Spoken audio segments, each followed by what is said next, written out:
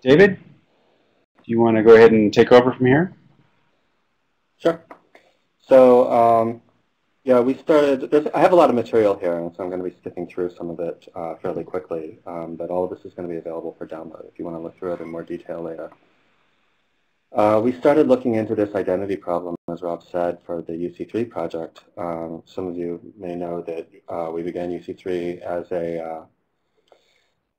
a project to get people online using compute resources that were already on campus, even though they might not have access to those directly. We wanted to make all of the spare cycles on campus available to people who were in need and didn't necessarily have that right at hand.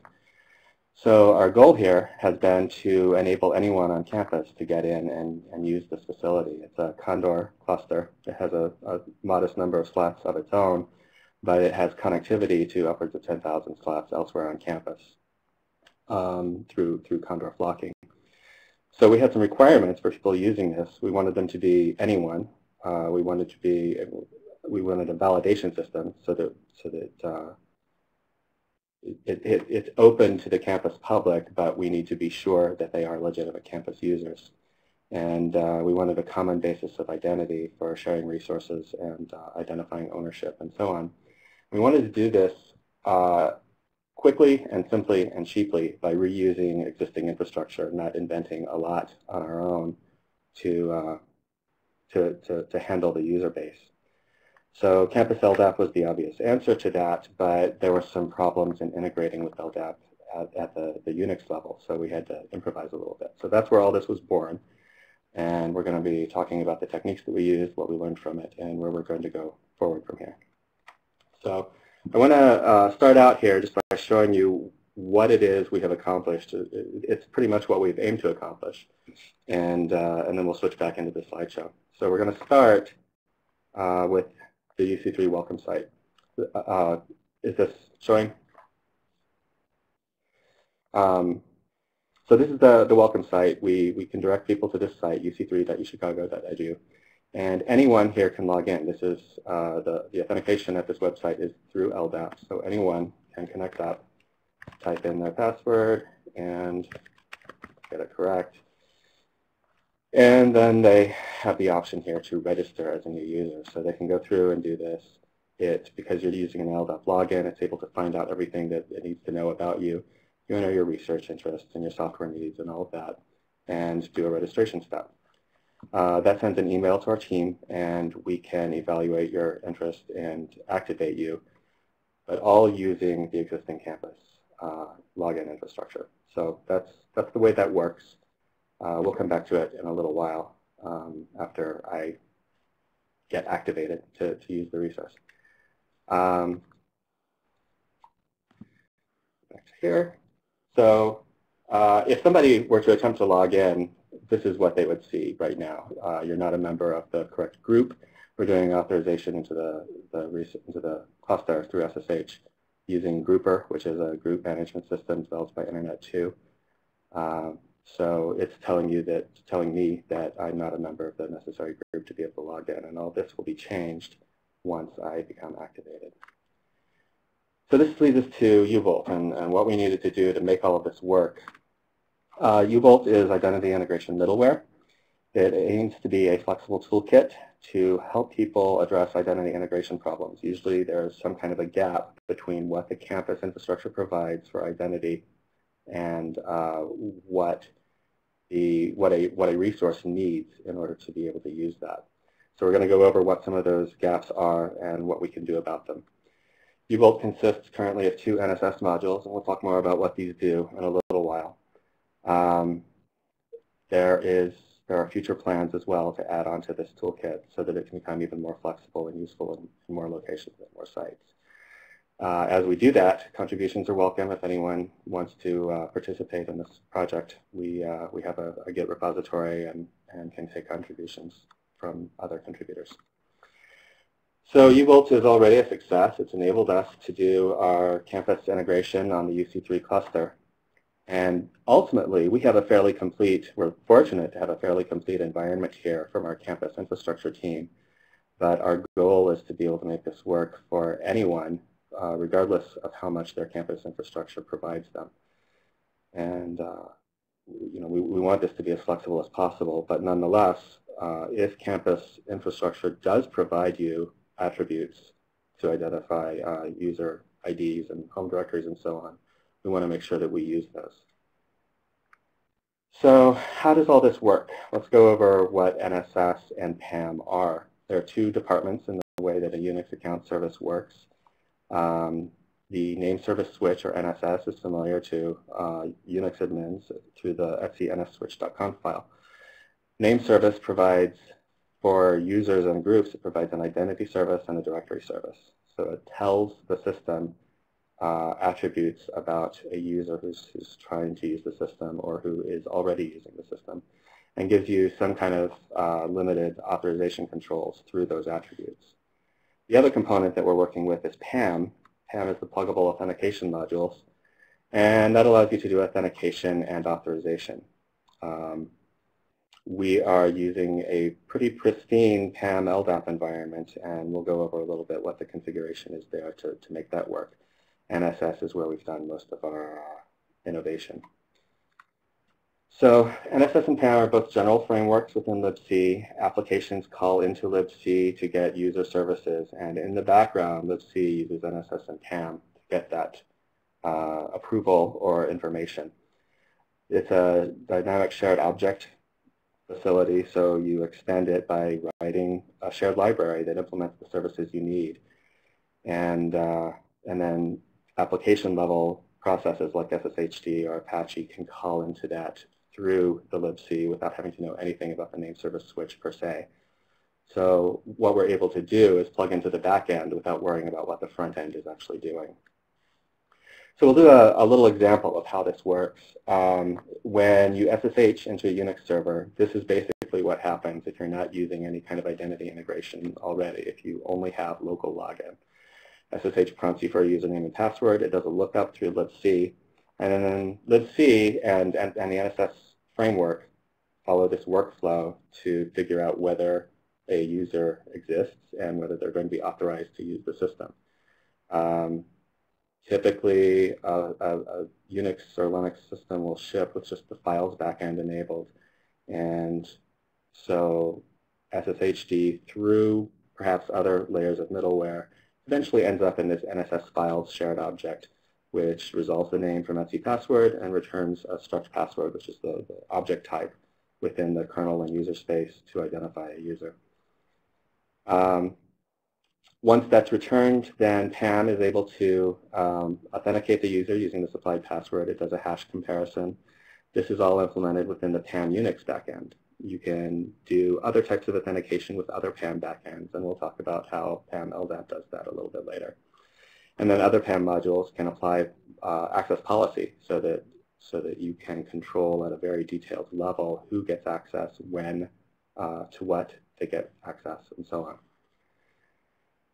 So an overview of how an LDAP integration would work in an ideal scenario. Well, the minimum requirements for an LDAP integration are that you can bind to your LDAP service as a user and read those attributes, read the user's attributes from the directory. You need a unique identifier. Typically, that's UID for a generic LDAP service, or CN, common name, for an Active Directory service.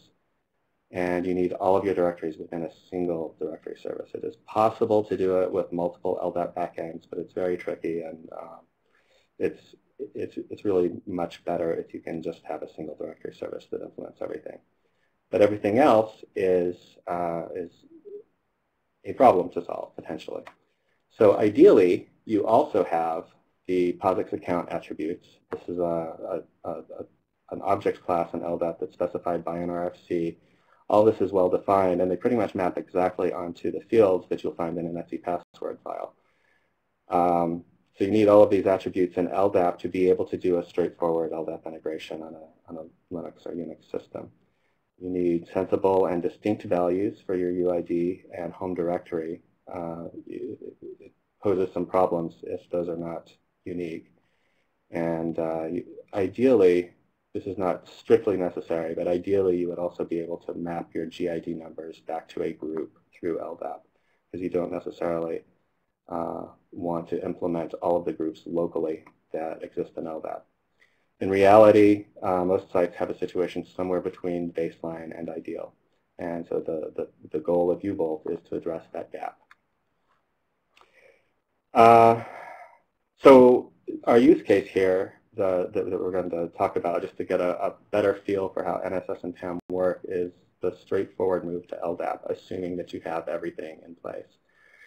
First of all, you augment NSSwitch by adding an LDAP backend in the nsswitch.conf. The bold print here shows what's being changed or added in the file. We're going to go through a few file changes like this, and the bold print will always be what to focus on. By adding that LDAP backend, the users who are not listed locally can now be found through LDAP. And there's one other step that has to be done that should be there, but you have to add some information no, I'm sorry, that comes later. PAM also has to be updated. This is to get the authentication through LDAP. NSS does not do authentication. NSS only provides attributes. Now, if you have authentication information in those attributes, then PAM Unix may be able to do your authentication without any other effort. But typically, the better way to do this and the more secure way to do this is to actually use PAM LDAP to bind on into LDAP directly. It's more secure. You're not propagating hashed passwords. Nobody needs to see all that information. This is a much safer way to do the authentication if you can. So if you need Active Directory support rather than a straight up LDAP, you can use PAM WinBind instead of PAM LDAP, and that allows you to use Samba's WinBind-D to perform the authentication. That's something we're not going to get into today, but it is a possible option to using straight LDAP. Most of what we're going to talk about, though, is at least interchangeable. You can make a translation between LDAP and Active Directory, since Active Directory is an augmented LDAP service.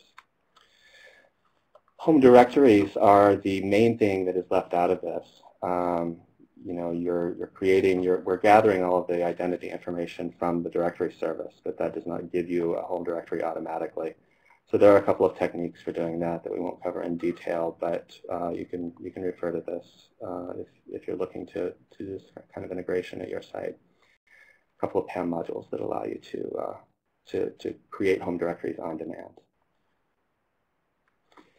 So here is the other approach to doing it. You can do a restricted LDAP integration where not all LDAP accounts are visible to your system or usable to your system.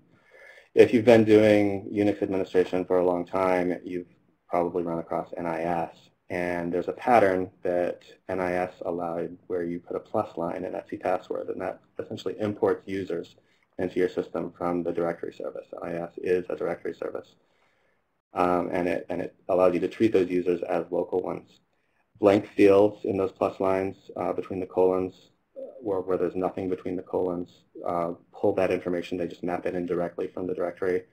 And a non-blank field supersedes whatever's in the directory. So an example like this, we're telling our Unix system to bring the user Bob in from the directory exactly as he appears in the directory. Everyone else has identity on our system, but is not able to log in because we're superseding their shell with a no login shell. This is an example of the kind of thing that we're now able to accomplish with NSS. So NSS Compat is the module that brings that to a modern system.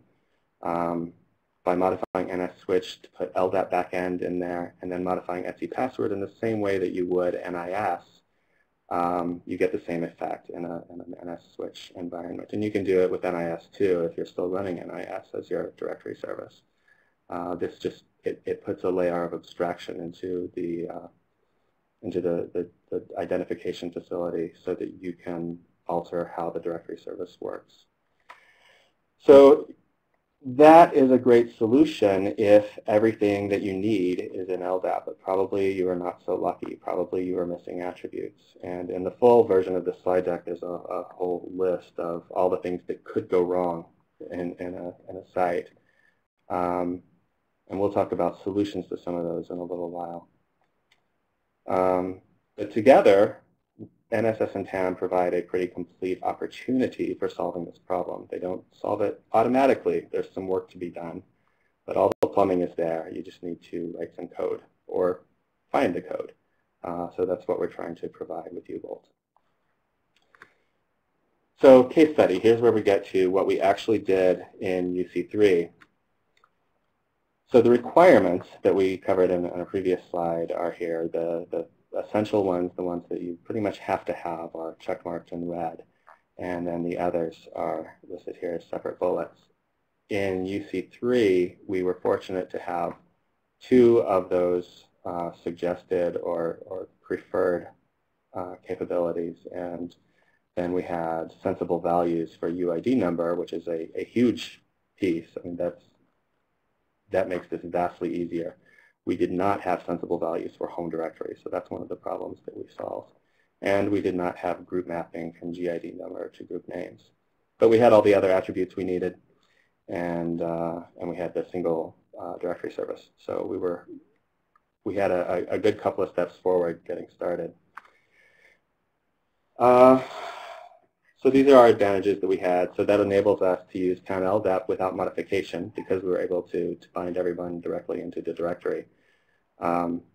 We didn't have to modify anything with PAM in order to authenticate people. Now, in the end, we did modify some things in PAM in order to get better fine-grained control of authorization, but that's not a key topic, so we won't talk about that as much. A little bit. Our disadvantages, or I guess other advantages, were that we get most of the way to using NSS LDAP. So we didn't have to modify everything in NSS to get directory services. We were able to use the LDAP backend with a few layers on top to give us the missing values that we needed. So our challenges: no POSIX groups in LDAP at all. Our LDAP has no group information. So that implies that our users' GID numbers can't map onto any group name. Now that's not a strict problem. You can run a login service where people just have group numbers and not group names. But some software has a problem with that, and it looks a little weird to users, so that's a thing that we wanted to address.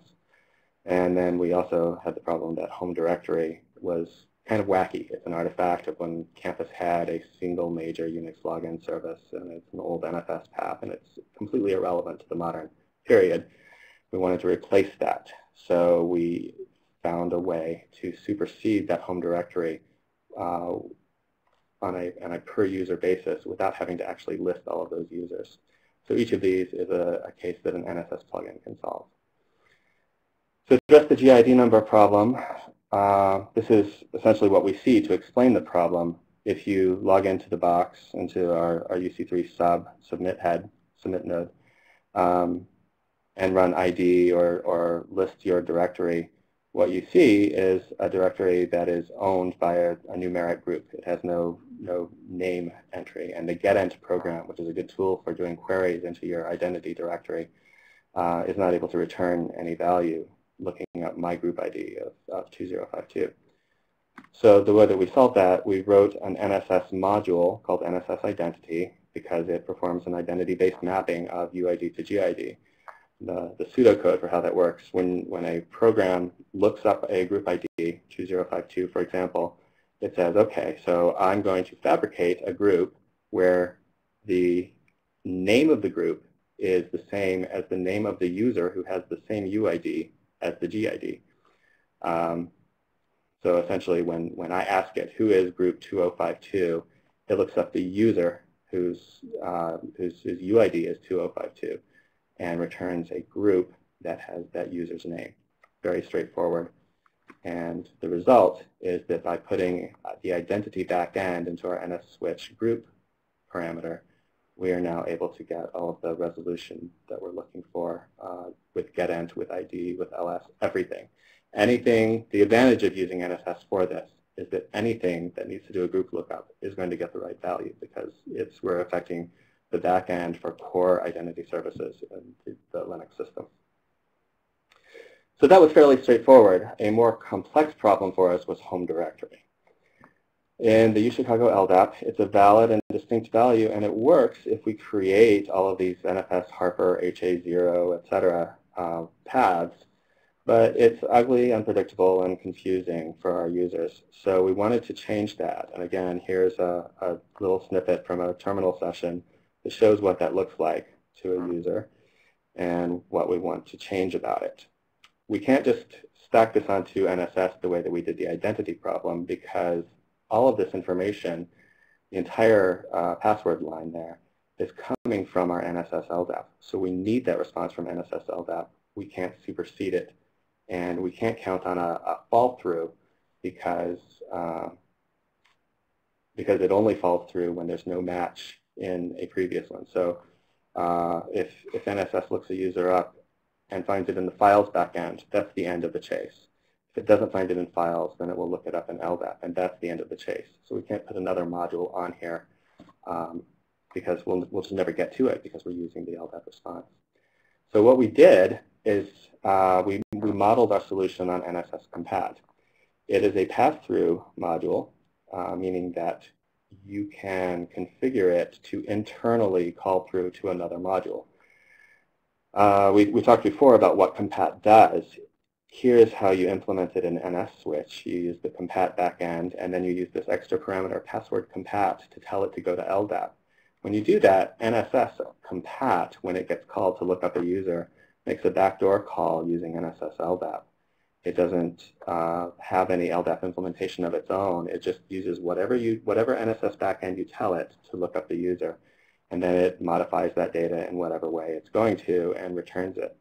So this is a technique that we are using to solve the home directory problem on UC3. We wrote a module called NSS Filter. NSS Filter works the same way as NSS Compat does, and we're in fact using it with NSS Compat. But by stacking them up this way, we get 2 layers of calling through other NSS modules and an exact solution for what we need. In our etc password, we added a line that supersedes people's home directory with this /home/ampersand. If you're familiar with BSD Unix, a lot of the user space tools will substitute an ampersand in the password file or substitute the user's name for an ampersand that appears in the password file, particularly in the full name field, the geckos field. So we use that as a model, and by passing through 2 layers of NSS module, first filter, and then Compat, and then LDAP, so 3 layers, we achieve the same effect. So the workflow here with NSS Filter is it makes a backdoor call to NSS Compat. NSS Compat makes a backdoor call and gets an LDAP object with the pwdir set to the value we want to replace. NSS Compat then replaces that with pwdir of home ampersand, which is what we wrote in the password file. And then NSS Filter does a simple substitution of the ampersand with the username. And what we get is for any user, the home directory is replaced by /home/username. And we do that with just a couple of changes in a couple of files. We don't have to keep track of all the users who are being added to our system individually. We never have to update our user database through the password file or the group file. We're always consistent with university-wide account services. And here's the picture of how it's implemented and what the end result is. It's a huge improvement to the user perspective. So I think at this point I should have been added to the group that I need. So we're going to go back here and look at the onboarding site, the welcome site. If I click login here now, I get a full login page. I've been added, so it gives me the option of a tutorial. And the workflow here could probably be improved a little bit. But once we get to this tutorial, we have a full walkthrough of how to submit jobs on our submit node. And users, it's been maybe 20 minutes since we started talking. The user is able within that 20 minutes to start running jobs on a cluster with thousands of job slots. So they can start to see very quickly, without fussing about identity and passwords and account services and all of that, whether Condor and our compute service is going to solve any problems for them. So that's the goal right there, with the addition that now when I connect here, we have a little web-based SSH client.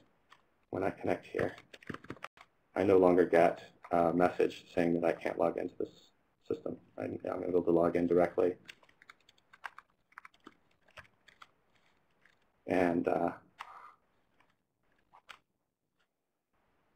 it's all by virtue of this line right here. So, problem solved. We actually authorize access to the server through Grouper, the Internet 2 group management service. So in the background, when a user requests access to the system, what we do from an administrative perspective is we go into the Grouper interface, and as administrators, we just add a member to this user's group. And I can put myself in here.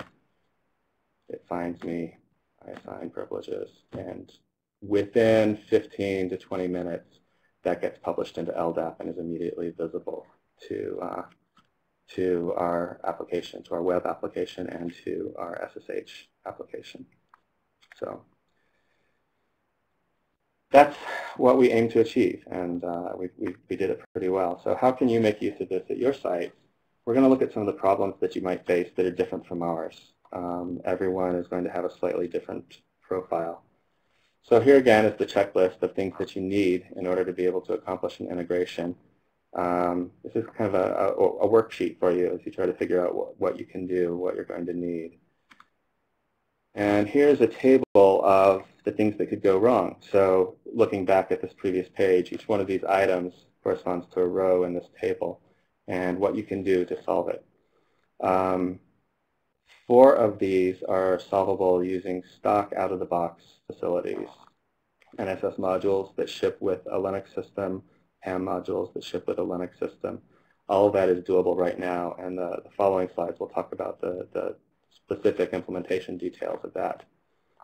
This UID number is not sensible is a problem that you just can't deal with, so you have to solve it as if there's no UID number at all, which is a problem that can't be addressed today, but it's one that we're able to work on. We have an idea of a path forward to deal with that. Again, with the goal that eventually U-Bolt will enable identity integration even when your identity provider gives you no attributes about a user whatsoever. So we probably don't need to talk about these in a great deal of detail. All of these are available on the slides for download, but just going over one by one what the problems are that you can encounter and how exactly you can implement the solution through NSSwitch and password. If you don't have a useful login shell in LDAP, here's how you fudge one. You create it on your system by adding a plus line to etc password and by using an LDAP compat backend. Compat enables the plus line is essentially the way to think about that. Anytime you want to use a plus in order to supersede values, you need NSS compat stacked with your LDAP service. If you have a geckos field that is not present in LDAP, you can force LDAP. So geckos is an attribute that's a member of this POSIX account object class. Ideally, according to RFC 2307, you should have a geckos field in your POSIX account, in the set of POSIX account attributes. But that doesn't mean that every site actually has done it. So if your site does not have a geckos attribute, you can map it onto CN or to display name for Active Directory to get a user's full name identified as the equivalent of a geckos field. You do this through a configuration in ldap.conf. NSS, LDAP, and PAM LDAP both use the NSS or the standard LDAP configuration file, typically in etc or etc open LDAP. So a little bit of testing to figure out which file is actually going to make this change for you, but that's how you get the mapping to occur. If you don't have a GID number that works, that's the same thing as we were facing with the UC3 case study. You use NSS identity, and this is all, again, our code is available in a GitHub repository. You can download it, use it, alter it, submit changes, whatever you need to do. Home directory, again, that's a problem that we had to address. So here's just a quick reference to the solution that we already went over. If GID number is not available, ideally, if you don't consider that everyone needs to have a unique group number, you can just solve that with NSS compat. And otherwise, that's going to be very similar to addressing the UID number problem, for which there's not a current solution, but there is a plan. That plan is in forward development. We have an idea to create an NSS HTTP module, which is able to grab account information over HTTP. The back end providing that information could be anything, but the reference implementation that we think we can provide is will be modular in nature and be able to gather information from LDAP. The advantage of doing this, it gets kind of messy in the NSS C code to implement many, many layers of stacking. So while it is a good approach to solving a relatively simple problem, as those problems get more complex, writing the NSS modules can be tricky. And honestly, these days, nobody really loves to write C code that has to run in critical system services space. And particularly as a shared library, that's really hard to debug. So we figure it's best to avoid that, move this into a further application layer, make it more debuggable. Since it's an HTTP service, it's easy to implement, it's easy to debug, it's easy to extend, and all of this should be straightforward to modify according to individual needs. So the idea here is to simplify the client configuration while providing a very flexible back end. The core problem with UID number and GID number is that if you're not receiving those values from a directory, you need to fabricate a UID number and GID number that is persistent across time. So now you're in the business of creating your own directory service, and that's kind of too bad. You don't really want to have to do that, but at least by providing this HTTP mechanism, your HTTP backend can implement that database without having to write C code running inside the NSCD or other system services that handle that. It should make putting it all together, putting together a complete solution much more straightforward. So that's it. We have some URLs here for more information about UC3, our welcome site, our wiki to talk about the idea with UC3. This slide deck itself is available on that wiki site. And then there's the URL for our GitHub repository. So that's it. Okay, David, thank you very much. We have a question here from Miha.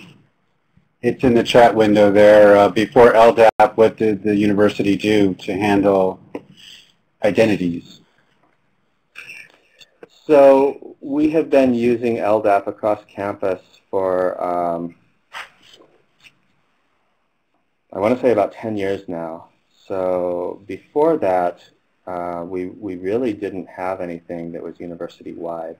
We had an NIS service for a number of years, but it was running on Sun equipment, and at that time there was a major bug in Sun's implementation of NIS. It used the NDBM key value store, which was limited in the number of keys. And basically we got to a user population where we could no longer store all the keys in NIS. So we switched to doing distributed password file, static password file identity. That has, there are obvious problems with that, and there were not very many systems that participated in that. So LDAP really is our first campus-wide identity facility. Okay. Other questions? So we have some more typing going on. Thank you.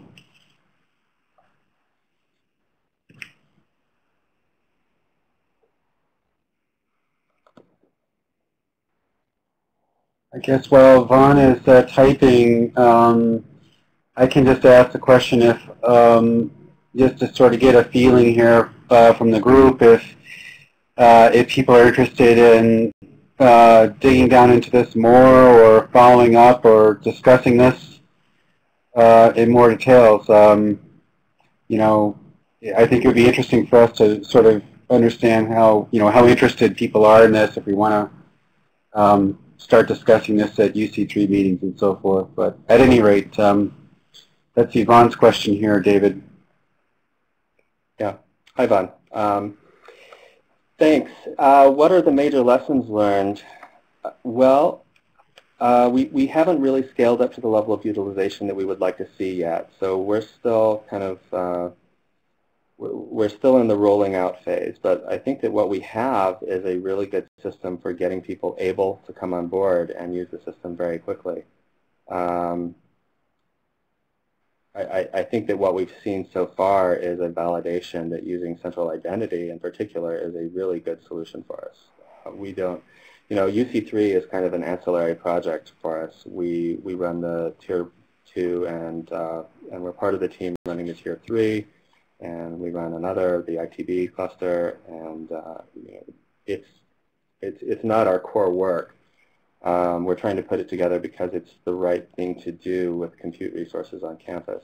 So we want to minimize the amount of time we spend on niggly little details like users and who's authorized. So this is very much the right approach, I think, for handling the users and making sure that we don't have unauthorized people using this resource. We have some accountability because it's flocking to other people's clusters. And to clusters outside the university even, we have some accountability to those owners, and we need to make sure that we cover the accountability requirements without imposing a lot of work on ourselves. I do think that there were a few minor mistakes made in the implementation of those modules, and those are things that we'll be fixing over time. Some of the complexity that we have implemented right now probably isn't necessary. For example, I think there's another slide with just some miscellaneous notes where it may not be necessary to use NSS compat with custom NSS module. Maybe it's possible to override those in the NSS LDAP configuration. But those are the I think fairly minor issues. They're fixable. And I just put in a URL there in the window with basically a page which has David's slides, and both this version that you saw here, and he's got a longer version as well. The longer version has about, I think 70 slides long, and it has a lot more background information on, what are the problems with identity and why do you want it, and it's maybe more suitable for a different audience than what we have today. And it talks some about just the background problems that all of this attempts to solve that I think probably everyone here is familiar with. So I just wanted to follow up on one thing you said, David, was that in terms of supporting users, I mean, I think the idea is that we want to support users, but we want to be working on the more interesting aspects of their support issues, getting their applications running, seeing their jobs running on the different sorts of infrastructure. And we wanted to make it as quick, as David said, as fast as possible to get them on board and actually teaching themselves how to use the environment and testing out, flocking to different clusters and so forth. And then, they'll sort of learn, and, of course, as we develop the infrastructure, capabilities come in different ways. And, some of the resources will have CVMFS, for example, mounted to them, and other ones won't. And so we're trying to build up a sort of repository of modules that we can give to users. So if they have this type of job profile, this is what would work for them. And then, yeah, I think the key is, yeah, go ahead, David. I think the key is we want to be doing the interesting work. We want to avoid the things that are already being done. Central identity management for the university is already figuring out who's eligible to use resources. Why do we want to do that too? I talked to another system administrator on campus this morning who said that when he first took his job, he spent a couple of weeks winnowing like 600 ineligible users out of his system, people who were no longer part of his department, but who still had accounts because nobody had ever been doing account cleanup. So that's the kind of thing that we just don't have to worry about. You know, Grouper will expire those users automatically when they're no longer campus members of the campus community. You know, they'll no longer be able to authenticate because they won't be an LDAP. It's not our problem, and we can focus on doing the interesting work with the users who we're actually supporting. Other questions?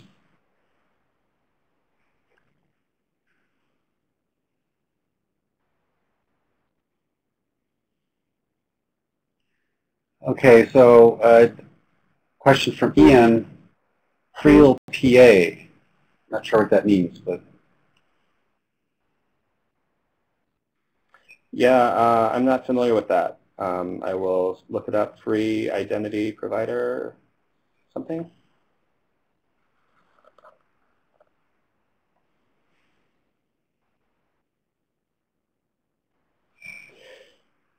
So, yeah, one of the possibilities that I thought about in thinking about how we can extend this was to keep it simple on the client, and there was a slide that I breezed through today about this. Keep it simple on the client and just continue to talk LDAP. The problem with just building your own LDAP is that then you're in the business of feed processing from whoever is responsible for your real identity. That's all being done by our campus identity management team, and it's not work that we really want to replicate. So what you would need is an LDAP service that you're able to kind of arbitrarily modify the back end on in order to automate it. And that's, you know, when we can build a tool that gets that information from someone else, from an existing directory service, that just seems more straightforward than trying to extensively modify an LDAP service. So David, just to follow up here, I mean, maybe the point is that is U-Bolt, I mean, would it be compatible if someone had put up a free IPA service, you know, I mean, could you connect to it with this, could you integrate to it with your toolkit? Maybe that's a... Yeah, if it is an LDAP v3 implementation, all of this will work with it. Okay, question from, okay, maybe okay, so, all right, good, thanks, Ian. Question from John. How well does the campus identity management system handle collaborators, people outside of the U of C who need access? So it does handle that. I haven't used that facility very much, and I can't speak to how straightforward it is to do on a large scale. But they have a couple of different mechanisms for adding people on a temporary basis, particularly when people come to visit for a conference or they're coming to collaborate for a period of time. They can have a sponsored account. Somebody who is a current university community member can register them for a guest account or a temporary account. And there's a new thing that they call hull accounts, which are essentially a full LDAP account, but with a lot of services disabled. So LDAP also tracks what services people are enabled for, typically through Grouper again.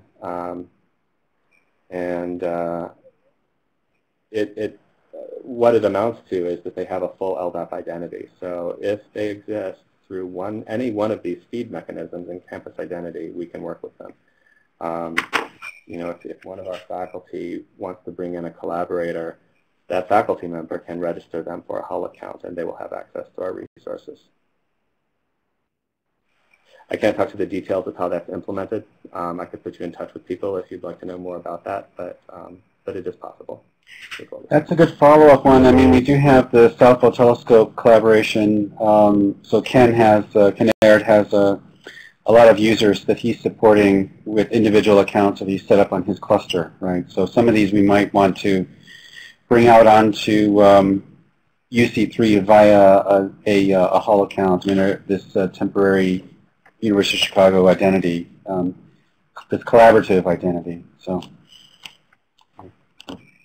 Yeah, and because of the way that that the NSS framework works, we do have local accounts on our UC3 system for things like VOs, for identities, for other sites can flux jobs into UC3 as well, and so they can run under local accounts. We do have local accounts on our system for designated purposes, but we do not create local accounts for people who are already part of our community. Right. So, for example, we have the OSG VO grid accounts created locally on UC3 so that we can schedule opportunistic jobs from OSG onto UC3. So that's already happening. Okay. Other questions? Okay. I think we're sort of winding down now. So first, I want to thank David for his presentation and putting that together for us. It's the first time I've seen it all together in one set of slides, so that's really quite nice. David will give another version of this talk at the OSG All Hands meeting. So on Tuesday, March 12th.